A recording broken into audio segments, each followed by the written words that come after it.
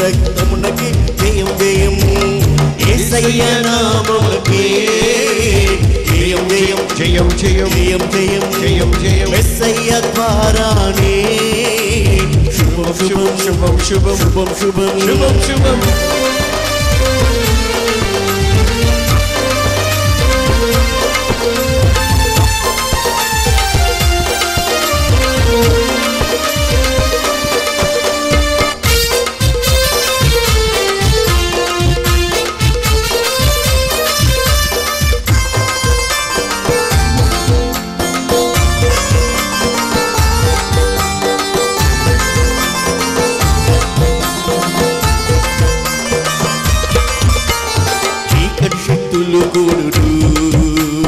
యేసునామములోనే చీకటి శక్తులు కూలును, యేసునామములోనే బంధకాలు తొలగిపోను, యేసు రక్తముతోనే బంధకాలు తొలగిపోను, యేసు రక్తముతోనే, యేసునామమునకే జయం జయం, యేసు రక్తమునకే జయం జయం, యేసునామమునకే జయం జయం జయం జయం, యేసు రక్తమునకే జయం జయం జయం జయం, యేసయ్య నామమునకే జయం జయం జయం జయం జయం జయం, యేసయ్య ద్వారానే శుభం శుభం శుభం శుభం శుభం శుభం శుభం శుభం, భయాలన్నీ తొలగిపోదు, యేసునామములోనే భయాలన్నీ తొలగిపోదు, యేసునామములోనే గాయాలన్నీ మానును, యేసు రక్తములోనే గాయాలన్నీ మానును, యేసు రక్తముతోనే, యేసునామమునకే జయం జయం జయం, యేసు రక్తమునకే జయం జయం జయం జయం, యేసునామమునకే జయం జయం జయం జయం, యేసు రక్తమునకే జయం జయం జయం జయం, కష్టాలు అంతరించును, యేసునామములోనే కష్టాలు అంతరించును, యేసునామములోనే కలతలన్నీ మాయమవును, యేసు రక్తముతోనే కలతలన్నీ మానిపోను, యేసు రక్తముతోనే, యేసునామమునకే జయం జయం జయం జయం, యేసు రక్తమునకే జయం జయం జయం జయం, యేసునామమునకే జయం జయం జయం జయం, యేసు రక్తమునకే జయం జయం జయం జయం, యేసయ్య నామమునకే జయం జయం జయం జయం జయం జయం జయం జయం, యేసయ్య ద్వారానే శుభం శుభం శుభం శుభం శుభం శుభం శుభం శుభం, మనసారా స్మరణ చేస్తే సాతాను శక్తులు లయం లయం, మనసారా స్మరణ చేస్తే సాతాను శక్తులు లయం లయం, యేసునామమునకే జయం జయం జయం జయం, యేసు రక్తమునకే జయం జయం జయం జయం, యేసునామమునకే జయం జయం జయం జయం, యేసు రక్తమునకే జయం జయం, యేసునామమునకే జయం జయం జయం జయం, యేసు రక్తమునకే జయం జయం, యేసునామమునకే జయం జయం, యేసు రక్తమునకే జయం జయం, యేసునామమునకే జయం జయం జయం జయం, యేసు రక్తమునకే జయం జయం జయం జయం, యేసునామమునకే జయం జయం జయం జయం, యేసు రక్తమునకే జయం.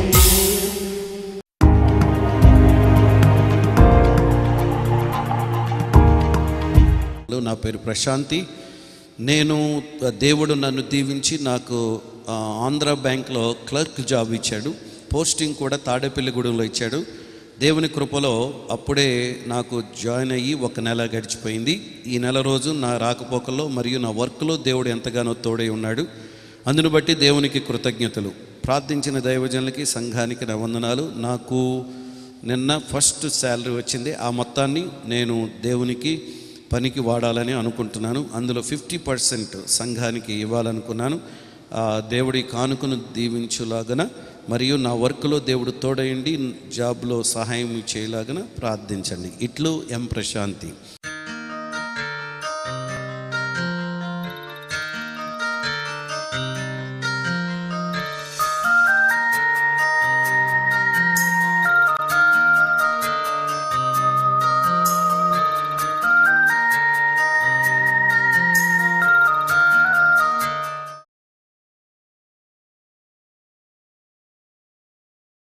పరిశుద్ధ బైబిల్లో నుంచి డాక్టర్ లూకా వ్రాసినటువంటి యేసుక్రీస్తు ప్రభుని యొక్క సువార్త సందేశాన్ని ఆధారం చేసుకుని మనం యేసు దేవుడు మానవ రూపిగా ఉన్నప్పుడు జరిగిన సంభవాల యొక్క చరిత్ర ఇక్కడ వ్రాయబడింది. దాన్ని మనం ధ్యానం చేస్తూ ఉన్నాం. ఈరోజు లూకా సువార్త 11వ అధ్యాయం 29 నుంచి 32 వరకు గల లేఖన భాగాన్ని ఆధారం చేసుకుని నేర్చుకుందాం. ఇక్కడ ప్రభువైన యేసు చెప్పిన బోధన గురించి నేను చదువుతాను. మరియు జనులు గుంపులుగా కూడి వచ్చినప్పుడు యేసు ఇలాగూ చెప్పసాగను, ఈ తరం వారు దుష్టతరం వారు అయ్యుండి సూచిక్రియను అడుగుతున్నారు. అయితే యోనాను గూర్చిన సూచిక్రియే గాని మరే సూచిక్రియ వీరికి అనుగ్రహింపబడదు. యోనా నీనివే పట్టణస్థులకు ఎలాగూ సూచనగా ఉండెనో అలాగే మనిషి కుమారుడును ఈ తరం వారికి సూచనగా ఉండును. దక్షిణ దేశపు రాణి విమర్శకాలమున ఈ తరం వారితో కూడా లేచి వారి మీద నేరస్థాపన చేయును.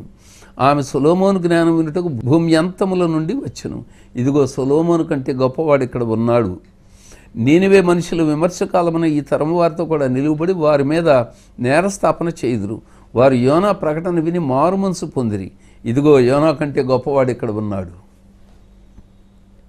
చాలా ఆశ్చర్యకరమైనటువంటి మాటలు ఈ పూట మనం ధ్యానం చేస్తున్నాం.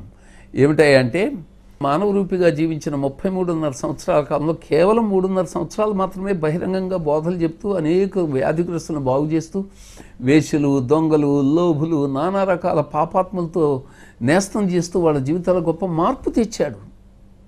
ఆనాటి నాయకులు అనుకున్న వీడు మన మతం మీద దెబ్బ కొడుతున్నాడు అనుకున్నారు. మతం మీద దెబ్బ కాదు, మనుషులు బాగు చేసే దేవుణ్ణి మత మార్పిడి మతం మీద దెబ్బ కొడుతున్నాడు అనుకోవడం వాళ్ళ దోషానికి నిదర్శనం కదా. ఆ మాటకు వస్తే ఆనాటి మత నాయకులు ఏంటి, ఈనాటి మత నాయకులు మతద్వేషంతో క్రైస్తవ సంఘాలు సేవలో జరుగుతున్నటువంటి అద్భుతమైనటువంటి మనుషుల్లో వచ్చే మార్పును గుర్తించకుండా మత మార్పిడని మన మతం వాళ్ళు మార్చేస్తున్నారని అనుకోవడం దోషం కాదు. మీరు ఆలోచించండి. యేసు అంటున్నాడు ఏమనంటే, ఈ తరం వాళ్ళు సూచిక్రియ అడుగుతున్నారయ్యా నన్ను. ఏంటి ఆ తరం వాళ్ళు చేసే సూచిక్రియ? ఆ కాలంలో ఇజ్రాయెల్ దేశంలో ఉన్నటువంటి ఒకడు తద్దయ్య అనేవాడు, థాడ్యూస్ అనేటటువంటి వాడు కొంతమంది జనాన్ని పోగు చేసి నేనే మెస్సీను, నేనే రక్షకుణ్ణి, నేనే ఇశ్రాయేలు దేశ ప్రజలకి యూదయ జాతి వారికి విమోచన కలగజేస్తాను, పరరాజులైన రోమీల పాలన నుంచి నేను విముక్తి కలగజేస్తాను అని చెప్పి యోర్ధాను నది దగ్గరికి మీరు అందరు రండి అనుచర గణాన్ని పోగు చేసుకెళ్ళాడు. నేను యోర్ధాన్ నది జలాల్ని నీటిని 2 పాయలుగా చేసేస్తాను చూసుకోండి నా మహిమ అంటా వెళ్ళాడు. తీరా వెళితే ఆ యోర్ధాన్ నది నీరు పాయలుగా అవ్వలేదు, ఫెయిల్ అయిపోయాడు. అంటే అట్లాంటి మెస్పరిజంతో కనికట్టు విద్యలాంటిది చేసి అద్భుతాలు మిరకల్స్ చేయమంటున్నాడు. మిరకల్స్ చేయగలిగినటువంటి దేవుడే చేశాడు, నాడు చేశాడు, నేటికి చేస్తూనే ఉన్నాడు. ఎన్నడూ ఆయన అద్భుతాలు చేయడం, స్వస్థతలు చేయడం మానుకోలేదు. కానీ మీరు చేసి చూపించవయ్యా, నువ్వు దేవుడు అయితే, దైవ స్వరూపుడు అయితే ఇట్లాంటి అద్భుతాలు చేయి అని చెప్పి అంటున్నారు. అని అద్భుతాలు చేయడంలో పేరెన్నిక కన్నా యేసయ్య జవాబు చెప్తున్నాడు. ఈ తరం వాళ్ళు ఎవరంటే, ఈ తరం వాళ్ళు దుష్టతరం వాళ్ళంట, దుర్బుద్ధులతో నిండుకున్న వాళ్ళు. నేను అద్భుతాలు చేస్తే చూస్తారంట వీళ్ళు అని చెప్పి అంటాడు. అట్టి దుష్టతరం వాళ్ళైన దుర్బుద్ధులైనటువంటి వాళ్ళకి సూచిక్రియ నేను ఏం చెప్తున్నానో చెప్పినా, ఏం చూపిస్తానో యోనా వంటి సూచిక్రియే. యోనా అనేవాడు ఎవరండి? ఆయన గొప్ప ప్రవక్త, క్రీస్తు ముందు కాలంలో ఉన్నటువంటి ప్రవక్త. అతను వెళ్ళి నీనివే అనేటటువంటి పట్టణస్థులకి మీరు పాపాత్ములు, మీ పాపాల నుంచి విముక్తి పొందాలంటే మీరు పశ్చాత్తాపంతో దేవుని దగ్గర వేడుకుంటే క్షమిస్తాడు అనే సందేశం, దైవ సందేశం చెప్పాడు. ఆ దేశవాసులందరూ కూడా రాజు దగ్గర నుంచి ఏలికల దగ్గర నుంచి సామాన్య పౌరుల దాకా అందరూ కూడా గోని పట్టాలు కట్టుకుని పశ్చాత్తాపంతో తమ పాపాలు ఒప్పుకుని దేవుని భిక్ష పొందుకున్నారట. ఆ సందేశం చెప్పడానికి ముందు యోనా దేవుని పిలుపును అంగీకరించి నీనివేకి వెళ్ళవలసింది పోయి వాడెక్కి వేరే దేశం వెళ్ళాలని, తర్షీషు అనే ప్రాంతానికి వెళ్ళాలని అనుకుంటే దేవుడు అతను ఎక్కిన ఓడ మీదకి వరదనిన్ను తుఫాన్ని పంపించినందున ఓడ మునిగిపోయే దశ వచ్చింది. యోనా అనే ప్రవక్త గారికి తెలిసిపోయింది దేవుడు నన్ను మళ్ళీ నీనివేకి పంపించడానికి ఓడను ముంచేపోతున్నాడని. అంచేత ఓడలో ఉన్న మీరు కానీ మీ సరుకులు కానీ బతికి బట్టకట్టాలంటే, బయటపడాలంటే నన్ను ఎత్తే సముద్రంలో బారేయండి, నన్ను బారేస్తే నేను పోతాను కానీ మీరు సేవ్ అవుతారని చెప్పాడు. అప్పుడు వాళ్ళు పారేస్తే దేవుడు అక్కడ ఒక తిమింగలాన్ని ఆజ్ఞాపించి పెట్టాడు. అది అతను మింగి ఆ నీనివే పట్టణ తీరానికి చేర్చింది. అద్భుతం కదా. పారిపోయేటట్టు ప్రవక్తకి దేవుడు ఫ్రీ ట్రాన్స్పోర్టేషన్ అంటే డబ్బులు ఇచ్చి టికెట్ కొనుక్కుని వాడెక్కినాడిని సముద్రంలో బారేస్తే అతను వెళ్ళవలసిన ఆ నీనివే పట్టణానికి చెప్పవలసిన సందేశానికి అనుగుణంగా అతనికి డబ్బులు ఇచ్చి టికెట్ కొనుక్కోనక్కర్లేకుండా ఉచితంగా తిమింగలం కడుపులో ఉండిపోయాడు 3 పగళ్ళు రాత్రులు. ఆ లొరెన్జల్ ఛాంబర్లో ఉన్నాడనమాట. మరో మాటలు చెప్పినట్లయితే అందుచేత అతను 3 పగళ్ళు 3 రాత్రులు బతికాడు. అలాగే యోనానికి వచ్చిన సూచిక్రియే ఏంటంటే అతడు దైవ సందేశాన్ని చెబితే ఈ నీనివే వాళ్ళు ఎలా పశ్చాత్తప్తులయ్యారో ఆ సూచిక్రియే. అంటే నేను చెప్పే ఈ సందేశాలు నా తర్వాత నా సేవకులైనటువంటి పాస్టర్లు కానీ అపొస్తలులు కానీ శిష్యులు కానీ చెప్పే నా సందేశం విని ఎవరైతే పాప విషయమైన పశ్చాత్తాపం పొందుతారో వాళ్ళు పాప క్షమాపణ పొందుతారు. అదే సూచిక్రియ. అంటే నా సేవలో నానాడు కానీ నా తర్వాత నా శిష్యులైన నా దాసులు దాసురాండ్రు చేసే సేవా ఫలాలుగా మనుషులు అంతరంగంలో బుద్ధుల్లో మార్పు తెచ్చుకుంటారే, దేవుని భిక్ష పొందుకుంటారే, అంతకంటే గొప్ప సూచిక్రియ నేను ఈ లోకానికి ఈ దుష్టతరం వాళ్ళకి ఇంకేమి ఇవ్వను అని చెప్పని అన్నాడు. మీకు అర్థమవుతుందా అండి పాయింట్ ఏంటంటే ఏది మీ దేవుడు గొప్పవాడైతే ఏం చేస్తారు చెప్పండి, ఈ గుడ్డెబ్బాయి కళ్ళు తెరిపించండి, ఈ కుష్ఠరోగిని బాగు చేయండి చూద్దామని చెప్పని కొంతమంది అంటూ ఉంటారు. ఎంతోమంది గుడ్డివారి కళ్ళు తెరిపించాను దేవుడు. ఈ దేవుడు ఈయన నిఘంటువులు ఈయన చరిత్రలో ఎన్నో సాక్ష్యాలు అలాంటివి ఉన్నాయి. 1, 2 కాదు, 1000, 2000 కాదు, 1,00,000, 2,00,000 కాదు, వందల కోట్ల మంది జీవితాలను బాగు చేశాడు. జీవితాల్లో మార్పు వస్తున్నాయి. వెనకడికి ఒక ఆయన మా క్రిస్మస్ సర్వీస్కి మొదటిసారిగా వచ్చి ఆయన ఫార్మస్యూటికల్ కంపెనీ యజమాని. క్రిస్మస్ నాడు నేను హైదరాబాద్లో ఇచ్చిన సందేశాన్ని విని అంతా అయిన తర్వాత చౌదరి గారు చాలా చక్కని సందేశం విన్నాను. ఈరోజు క్రిస్మస్లో ఇంత సందేశం ఉందని మాకు తెలియదు. ఏదో కేకులని కొవ్వొత్తులని కొత్త బట్టలని చూస్తాం కానీ క్రైస్తవుల్లో అసలు ఇంత గొప్ప సందేశం ఉందని నాకు ఎప్పుడు తెలియదు. ఇదే మొదటిసారి నేను క్రైస్తవ సందేశం వినడం. అవును, కానీ మీరు చెప్పినట్లుగా క్రీస్తు ప్రభువుని నమ్ముకుని యేసుదేవుని నమ్ముకుని భక్తి చేసేవాళ్ళు ఎవరినో ఉంటారంటారు ఈ భూలోకంలో అన్నాడు. భూలోకంలో ఉన్నటువంటి 700 కోట్ల పైగా ఉన్న జనాభాలో 3/4 మంది ఇట్లాంటి వాళ్ళు ఉన్నారని మార్పు చెందిన వాళ్ళు అన్నాను నేను. ఆయన ఆశ్చర్యపోయాడు. ఆయనకు తెలియదు క్రైస్తవ్యానికి వచ్చిన అవగాహన. మనుషులు మార్పు చేసి ఈ మహాదేవుని వ్యవస్థను గురించి అవగాహన లేక ఆ రోజు అప్పటి నుంచి ఎన్నో మార్లు ప్రతి సండే తప్పనిసరిగా వస్తారు ఆయన. దేవునికి స్తోత్రం కలుగును కాక. ఎందుకు నేను దేవుని స్తుతిస్తున్నానో తెలుసా అండి? మనుషుల జీవితాల్లో మార్పు తెచ్చి మహోన్నత కార్యాలు చేసి ఈ మహాదేవుని యొక్క దివ్య సందేశాన్ని మేము అందిస్తూ ఉండగా అనేక జీవితాల్లో మార్పు వస్తుంది. ఉదాహరణకి మీరు ఏదైనా సూచిక్రియ చూడాలనుకుంటున్నారా? దానికి దేవుడు ఇప్పటికి కూడా ఎన్నో చిక్కురుక్కురు పరిస్థితుల్లో సమస్యల వలయంలో చిక్కుకుని అశాంతితో అలమటించే జీవితాలకు గొప్ప శాంతి సమాధానం కలుగజేస్తున్నాడు ఈ దేవుడు. చిక్కుల నుంచి విడిపిస్తున్నాడు. సమస్యల వలయంలో ఉన్నటువంటి వాళ్ళకి పరిష్కారం ఇచ్చి విడుదల కలుగజేస్తున్నాడు. ఈ సూచక్రియలన్నీ మీ కళ్ళకు కనబట్టలేదా అని అడుగుతాను నేను విమర్శకులైన వాళ్ళని. ఇదేదో మత మార్పిడి అనేటటువంటి పెద్దలనైనా పిన్నలనైనా నేను అడుగుతున్నాను. మీరు ఒకసారి ఆలోచించండి.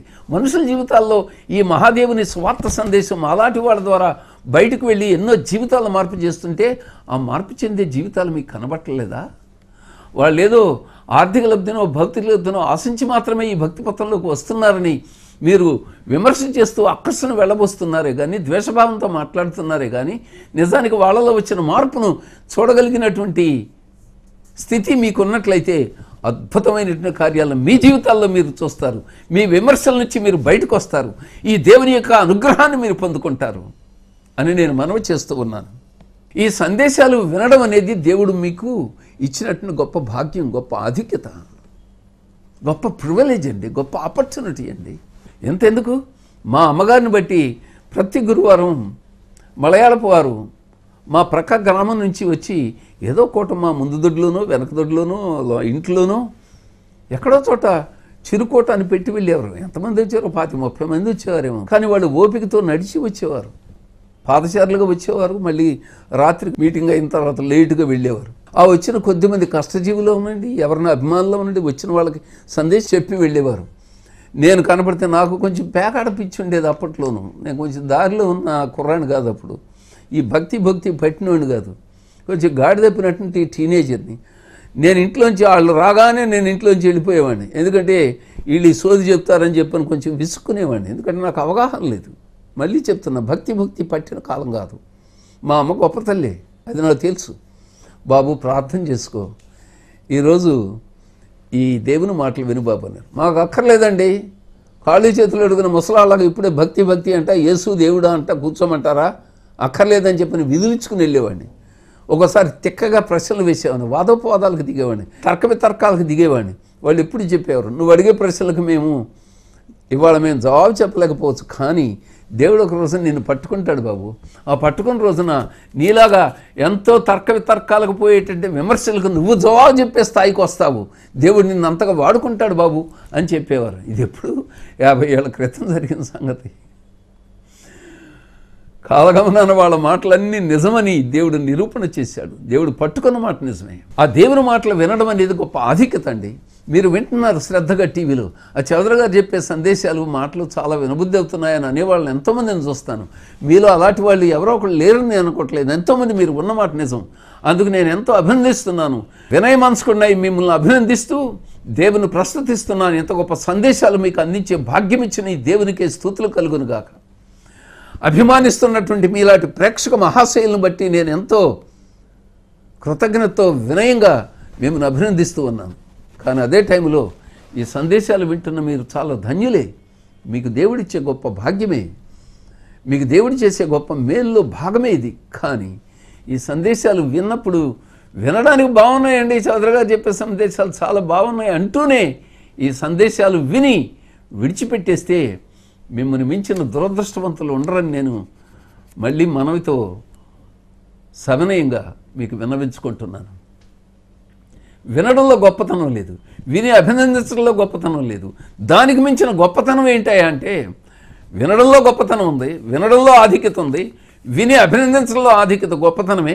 కానీ అంతకంటే మించినటువంటి గొప్పతనం ఏమిటంటే, మీరు ఈ సందేశాలు విని యేసుదేవుడిని నమ్ముకోవడం, విశ్వసించడం. నమ్ముకున్న వాళ్ళు పాపాలు ఒప్పుకుని పశ్చాత్తాపంతో దేవుని సన్నిధిలో క్షమాభిక్ష పొందుకోవడం, ఇది గొప్పదండి. ఈ సందేశాలు, ఈ కార్యక్రమాల యొక్క ముఖ్య ఉద్దేశం ఇదండి. ఏమిటది? మీ అంతరంగంలో మార్పు రావాలి, మీ ఆలోచనలో మార్పు రావాలి, మీ స్వభావంలో మార్పు రావాలి, మీ భావాల్లో మార్పు రావాలి. అవినీతి, అక్రమమైనటువంటి కుళ్ళు కుసిద్ధం నుంచి బయటకు వచ్చి నైతికమైనటువంటి విలువలతో మీరు తొలతోగాలి. మీ కుటుంబాలు వర్ధిల్లాలి, మీ ఉద్యోగ వ్యాపారాదుల్లో మీరు బహుగా వర్ధిల్లాలి. నీతియుతమైనటువంటి మార్గంలో బాటలు మీరు అద్భుతంగా వర్ధిల్లాలి. ఇదే ఈ సందేశాలు, ఈ కార్యక్రమాల ఉద్దేశం. ఇదేదో మతబోధ కాదు, ఇది మనుషులు మార్చే అద్భుతమైన యేసుదేవుని సందేశం. ఇట్టి భాగ్యం చెప్పడం నాకెంత భాగ్యం అనుకుంటున్నాను, వినడం కూడా మీకు అంత భాగ్యమని మనవి చేస్తున్నాను. కానీ విన్న సందేశాలను మీరు ఏం చేస్తున్నారు? విశ్వసిస్తున్నారా? ధన్యులు. విధేయత పాటిస్తున్నారా? మరింత ధన్యులు. నన్ను మోసిన తల్లి గర్భం ధన్యమే, కానీ అంతకంటే ధన్యమేంటో చెప్పనా? యేసుదేవుడు చెప్పిన మాట ఇది. దేవుని మాటలు విని, అంటే నేను చెప్పేటటువంటి ఈ సందేశాలు విని వాటి చొప్పున మీరు పాటిస్తూ నడుచుకున్నట్లయితే నన్ను మోసిన గర్భం, నన్ను మోసిన తల్లి గర్భం కంటే మీరు మరింత ధన్యులను సెలవిచ్చాడు యేసుదేవుడు. నేనే కాదు, నా తర్వాత నా దాసురాండ్రు చెప్పే సందేశాలు విని విశ్వసించి మీ జీవితాల్లో మార్పు పొందుకున్నట్లయితే మీరు మరింత ధన్యులున్నాడు. అంటే వినడం అంత ఆధిక్యతో, విధేయతతో పాటించడం అంతకంటే గొప్ప ఆధిక్యత. అంటే ధన్యతలో దాగి ఉన్న బాధ్యత ఉంది. మీరు ధన్యులే వింటున్నందుకు, వింటున్న మీరు ధన్యులే. కానీ వింటున్న మీరు వాటిని గైకొని పాటించినట్లయితే అందులో ఉన్న బాధ్యతను మీరు నిర్వహిస్తూ మరింత ధన్యులవుతారని యేసుదేవుని సందేశం నేను మీతో పంచుకుంటున్నాను. భాగ్యము, బాధ్యత, ధన్యత, బాధ్యత జోడిగా పోతాయండి. Listening to the messages of God, listening to the spiritual godly messages such as these bring to you a great privilege, offer to you a great privilege and a great opportunity to listen to them. But not only listening, but also start practicing with obedient hearts would bring you the greatest privilege, greatest blessing that you could ever expect in this life. ధన్యత, బాధ్యత జోడిగా పోతాయి. వాటిని విడదీయడానికి వీల్లేదండి. వెలకు విలువకు ఎంత విడదీయడానికి వీల్లేని బంధం, అవినాభావ సంబంధం ఉందో అలాగే ధన్యతలో ఉన్న బాధ్యత, భాగ్యంలో ఉన్న బాధ్యత, ఆశీర్వాదంలో కూడా బాధ్యత ఉంది. Receiving involves and includes responsibility. దైవ దీవెనలు అందుకుంటున్న దైవజనమా, దేవుని ప్రజలరా, మీ మీద గొప్ప బాధ్యత ఉందని మీకు తెలుసా? మీరు స్వస్థత పొందుకున్నారా? ఆ స్వస్థతను గురించి వ్యాధిగ్రస్తులైన వారికి మీరు చెప్పాలి. నేను ఇలాంటి వ్యాధితో ఉన్నప్పుడు, మా ఇంట్లో ఈ వ్యాధితో ఉన్నప్పుడు, మా కుటుంబీకులకి ఇలాంటి స్వస్థత కలగజేసి వాటిని పరులతో పంచుకొని వాళ్ళకు కూడా ఈ భాగ్యాన్ని అందజేయాల్సిన బాధ్యత ఉంది. అదే నేను అంటున్న భాగ్యంలో దాగి ఉన్న బాధ్యత, ధన్యతలో దాగి ఉన్న బాధ్యత అదే. ఆ బాధ్యతను మీరు నిర్వహించకుండా కొంచెం కింద మంచం కింద మీరు పొందిన, అబ్బా మాకు మాత్రం జబ్బులు తగ్గిపోయినాయి, మాకు అప్పులు తీరిపోయినాయి, మాకు ఆర్థికపరమైన దీవెనలు వచ్చినాయి, మా వ్యాపారంలో ఉద్యోగంలో గొప్ప దీవెన వచ్చింది అని సంబరపడిపోతే కాదు, కృతజ్ఞతతో మీరు దేవుని సంధికి అర్పణలు పంపడం ఒకటి, ఆ తర్వాత మీరు పొందిన ధన్యతను గురించి, ఆశీర్వాదాన్ని గురించి పరులతో పంచుకోవడం గొప్ప బాధ్యత. అది మీకు మరింత భాగ్యాన్ని, దీవెని తెచ్చిపెడుతుంది. ఇదే ఈనాటి సందేశ సారాంశం. ఆమోసు గ్రంథంలో 3వ అధ్యాయం 2వ వచనంలో దేవుడు అంటాడు, ఇశ్రాయేలు ప్రజలతో, ఆనాటి ప్రజలతో మాట్లాడుతూ, భూమి మీద సకల వంశములలోనూ మిమ్మల్ని మాత్రమే నేను ఎరిగి ఉన్నాను, ఎంచుకున్నాను నా మహిమార్థమైనటువంటి జనాంగంగా. కానీ మీరు చేసిన దోషాలను బట్టి నేను మిమ్మల్ని శిక్షిస్తాను. అంటే ఈ దేవుని సందేశాలు వినడం గొప్ప ఆధిక్యత, భాగ్యం. నేను మిమ్మల్ని ఎంచుకున్నాను, అందుచేతనే మీకు ఈ అవకాశం, ఆధిక్యతనిస్తున్నాను, ఈ ధన్యతని, భాగ్యాన్ని ఇస్తున్నాను. మీ కొరకు ప్రార్థించే నా దాసులైనటువంటి వాళ్ళ ద్వారా మీకు స్వస్థతలు, మేలులు, ఉద్యోగాల్లో దీవెనలు, వ్యాపారాల్లో దీవెనలు, నష్టాల స్థానిక లాభాలు చేకూరుస్తున్నాను. కానీ మీరు చేసే దోషాలు ఉన్నాయే, నన్ను మర్చిపోయి నేను చేసిన మేలును అనుభవించి నా కృప అనే ఉప్పు తిని బ్రతుకుతున్న మీరు నా ఇంటికి వాసాలు లెక్క పెట్టేటటువంటి స్థాయికి, నా సంఘాలకు ద్రోహం తలపెట్టేటటువంటి స్థాయికి కనుక మీరు వెళ్ళినట్లయితే, నేను మీరు చేసే దోషాలను బట్టి మిమ్మల్ని శిక్షించకుండా మానుకోనన్నాడు దేవుడు. ఆమోసు ప్రవక్త ద్వారా మాట్లాడాడు ఆనాటి ఇశ్రాయేలు ప్రజలతో, యోదయ జనాంగంతో. అలాగే ఆధిక్యతలో ఉన్న ధన్యతను అనుభవిస్తున్న దైవజనమా, మీకు ఆస్తిపాస్తుల విషయంలో దీవెన, ఆరోగ్యం విషయంలో దీవెన ఇచ్చాడా, ఉద్యోగ విషయంలో దీవెన, సంతాన విషయంలో దీవెన, ఆ దీవెనల్లో బాధ్యత మీ మీదకు వచ్చింది. ఏమిటా బాధ్యత అంటే, ఆ దీవెనల్ని ఇటు దేవుని సంఘంతోనూ, దైవదాసులతోనూ, దేవుని సేవలోనూ పంచుకోండి. అలాగే మీ బంధువులతోనూ, మీకు నెలవైన వారు, మీకు అయిన వాళ్ళు కాని వాళ్ళతో ఈ పొందిన మేలును గురించి చెప్పండి. తద్వారా వాళ్ళు కూడా ఈ మేలు పొందుకునేలాగా మీ సాక్ష్యాలు ఉపయోగపడతాయి. సరేనా? మరి ఇటు భాగ్యవంతులుగా దేవుడు మిమ్మల్ని చేసి వాడుకొనుగాక. ప్రార్థించుకుందామా? మీరు చేతులు కట్టు కూర్చోండి. దయగలిగిన మా తండ్రి, ఈ పొద్దు శ్రద్ధతో ఆలకించారు మా తెలుగు ప్రజలు. అక్కడ ఏ దేశంలో, ఏ రాష్ట్రంలో, ఏ పట్టణంలో, పల్లెలో ఉన్నారో నాకు తెలియదు. వారిని మాత్రం నువ్వు ఆశీర్వదించమని వేడుకుంటున్నాను. ఆ ప్రజల దీవెన కొరకే కదా మమ్మల్ని ఈ టీవీ ద్వారా వాడుకుంటున్నావు. ఈ సందేశాలు అందించమని నీ సెలవిచ్చినందునే మేము మా ప్రజలైన తెలుగు ప్రజల కొరకు ఈ సందేశాలు అందిస్తున్నాం. ఆ తెలుగు భాష తెలిసినటువంటి ప్రతి వారిని ఆశీర్వదించండి, వాళ్ళను వాడుకోండి, నీ మహిమార్థమైన సాక్షులుగా నిలబెట్టండి. వాళ్ళకున్న చిక్కురొక్కరు సమస్యల నుంచి వారికి విడుదల కలుగు చేయండి. సమస్యలకు పరిష్కారం నీ చేతుల్లో ఉంది. ఆ నీ చేతులతో వారికి పరిష్కారం దయచేయమని వేడుకుంటూ ఉన్నాం. అక్కడ అనారోగ్యంతో బాధపడుతున్నటువంటి నీ ప్రజలు ఎవరైనా ఉన్నట్లయితే ఈరోజు సందేశం విన్న వాళ్ళలో అట్టి వారికి అద్భుతమైన ఆరోగ్యమును, స్వస్థతను దయచేయమని వేడుకుంటూ ఉన్నాం తండ్రి. నీ దీవెన దండిగా, మెండుగా, నిండుగా కలిగించమని యేసు దివ్య నామమున ప్రార్థిస్తున్నాం తండ్రి. ఆమేన్. అంటే మీకు అట్లే జరుగునుగాక. మీరు కూడా ఆమేన్ అని చెప్పండి. మరణాత దర్శనం అనే ఈ టీవీ కార్యక్రమం ద్వారా ఆత్మ సంబంధమైన సంగతుల విషయంలో కానీ, భౌతిక సంగతుల విషయంలో కానీ మీరు మేలు పొందుతూ ఉన్నట్లయితే, ఎంతోమంది మేలు పొందుతున్నారు, మాకు ఫోన్ కాల్స్ ద్వారా, ఉత్తరాల ద్వారా తెలుపుతున్నారు.